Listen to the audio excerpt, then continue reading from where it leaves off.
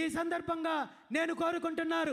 ఇంకెంతకాలం ఈ బానిసత్వం, ఇంకెన్ని తరాలు ఈ వంచన, ఇంకెన్ని తరాలు ఈ ఆత్మగౌరవాన్ని చంపుకొని మీ పార్టీలు మోచేతి దగ్గర మోకాళ్ళ దగ్గర కూర్చొని మన భవిష్యత్తుని, ఈ రాష్ట్ర అభివృద్ధిని పూర్తిగా కుంటపడేలా చేసి వీళ్ళ యొక్క దోపిడీకి మనం మద్దతు ఇవ్వాలి. వీళ్ళ దోపిడీకి మనం అండగా నిలబడాలి. ఇప్పటికైనా మనం మారాల్సిన అవసరము, చారిత్రాత్మకమైన అవసరం ఉంది.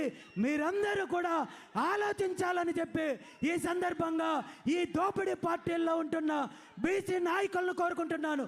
నాకు తెలుసు ఈ పార్టీల్లో ఉన్న ఏ ఒక్క నాయకుడికి స్వతంత్రం లేదు, అధికారం లేదు.